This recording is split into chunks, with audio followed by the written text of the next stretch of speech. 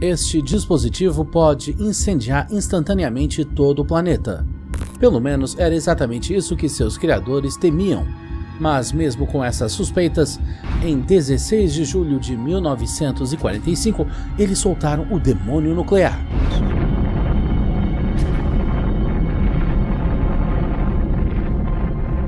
A primeira detonação de uma bomba atômica chamada Trinity foi tão poderosa que uma enorme nuvem de cogumelo ardente mais alta que o Everest subiu acima do deserto do Novo México, e como os piores medos não foram confirmados e o inferno não se soltou, os humanos decidiram que haviam domado o demônio nuclear, mas isso era apenas uma ilusão. Neste vídeo você descobrirá como uma explosão subterrânea afetou o espaço sideral. Que teste atômico foi tão poderoso que foi apelidado de Segunda Hiroshima? E mais importante, quais testes nucleares se revelaram excepcionalmente destrutivos, para grande surpresa até mesmo dos serviços militares?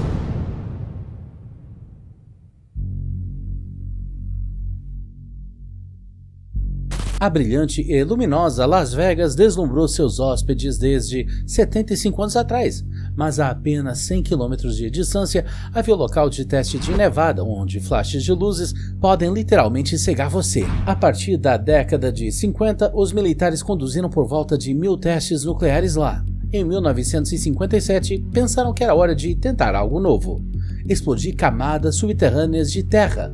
Como parte do teste Pascal A, em uma mina a uma profundidade de 150 metros, instalaram uma bomba pesando apenas 29 quilos e contendo menos de 1 quilo de TNT. Pelos padrões militares, isso é uma coisa muito pequena. Os cientistas esperavam que toda a energia da explosão ficasse no túnel da mina, mas o demônio nuclear não ficaria preso. Um pilar de chamas com dezenas de metros de altura irrompeu do chão. Isso aconteceu porque, por algum motivo, o poder real da bomba foi 55 toneladas. Em outras palavras, 50.000 vezes maior do que os desenvolvedores haviam previsto. É como pretender comemorar o 4 de julho soltando um foguete e vendo-o destruir toda a cidade. Mas mesmo depois de uma brincadeira tão cruel pelo gênio nuclear, os militares insistiram em um novo teste que foi chamado Pascal B. Só que desta vez a saída da mina foi selada com uma tampa de ferro de 90 quilos.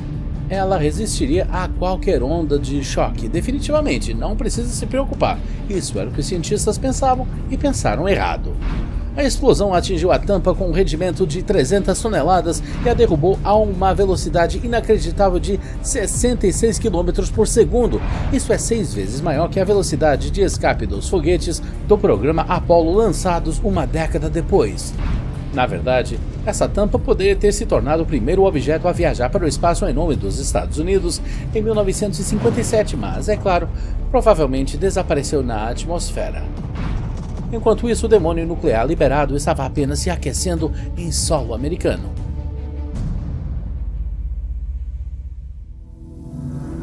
Este pedaço do paraíso é o atol de Bikini, nas Ilhas Marshall, embora apenas um louco gostaria de passar férias lá no final dos anos 40. Isso porque os militares dos Estados Unidos realizaram quase 2 dúzias de testes nucleares devastadores na região. Em julho de 1946, como parte do teste nuclear Baker, uma frota de 90 navios-alvo foi montada no atol de Bikini para estudar as consequências de uma explosão atômica no mar.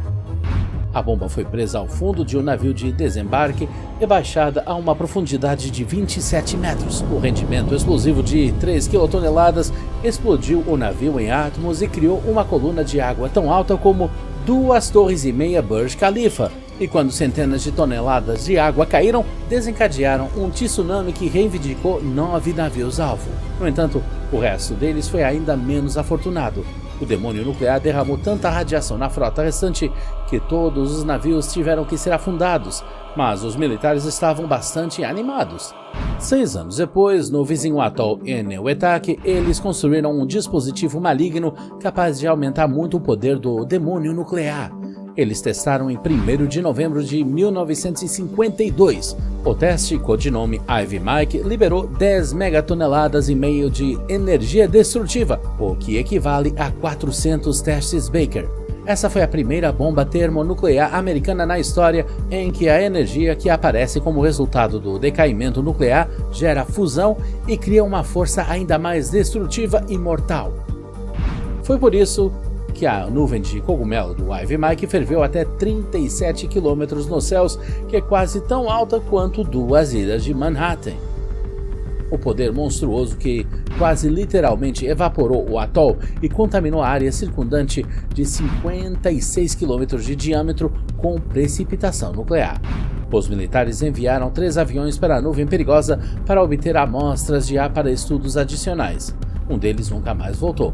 O demônio nuclear devorou o capitão Jimmy Robinson, sem deixar vestígios. O piloto ainda é considerado desaparecido. Os outros aviões voltaram à base com amostras que revelaram ao mundo 2 novos elementos químicos, arnistênio e férmio.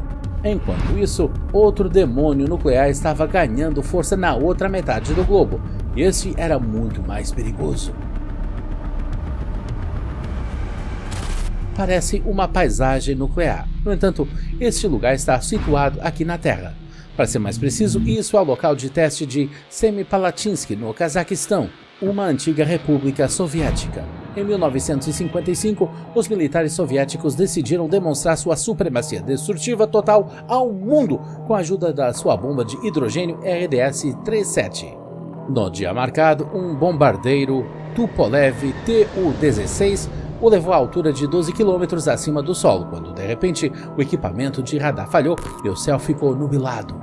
Os soviéticos primeiro queriam jogar a bomba aleatoriamente em algum lugar nas montanhas, mas mudaram de ideia no último minuto. É por isso que o Major Fedor Golovashko teve que fazer um primeiro pouso de emergência com uma bomba termonuclear totalmente armada a bordo. Ignorando os maus presságios, os militares de qualquer forma partiram para o RDS-37 2 dias depois. A nuvem de cogumelo subiu 12 km acima do solo. Isso é mais alto do que a maioria dos aviões de passageiros conseguem ir, embora isso tenha sido uma explosão de potência média com rendimento de 1,6 megatoneladas. A onda de choque inesperadamente danificou os edifícios no raio de 200 km. Os soviéticos já estavam imaginando como seu demônio nuclear varreria todas as grandes cidades americanas junto com os subúrbios da face da Terra. Mas mesmo essa quantidade de poder não parecia satisfazê-los. Em 30 de outubro de 1961, na ilha ártica de Novaya Zemlya, um bombardeiro Tupolev Tu-95 decolou carregando a mais poderosa bomba da história, a bomba Tsar de 27 toneladas. Se o avião a derrubasse como de costume, simplesmente não teria tempo de voar a uma distância segura e teria sido dilacerado pelo demônio termonuclear. Para dar vantagem aos pilotos, a bomba Tsar foi lançada de paraquedas e quando desceu a 4 km acima do solo, um novo sol irrompeu sobre Novaya Zemlya. A bomba Tsar rendeu cerca de 58 megatoneladas, um recorde absoluto. Era 4 vezes mais poderosa do que qualquer ogiva antes ou depois dela. A explosão pôde ser vista mesmo na Groenlândia ou no Alasca, a 1000 km do local. O cogumelo Tsar atingiu a altura de 65 km e cobriu mais da metade da distância que separa a superfície do nosso planeta do espaço sideral, e a onda sísmica produzida pela explosão circulou nosso planeta 3 vezes. Se os soviéticos tivessem bombardeado a costa oeste dos Estados Unidos, teria evaporado as maiores cidades da região e causado terremotos maciços em todo o tempo. Mas os americanos não se intimidaram com a ameaça, pois já haviam injetado esteroides em sua própria besta nuclear.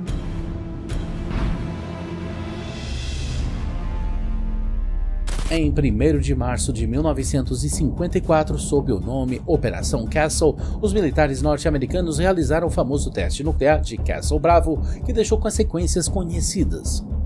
Os cientistas estimaram que o poder do dispositivo seria igual a 6 megatoneladas, não mais do que isso, mas o demônio termonuclear tinha outros planos.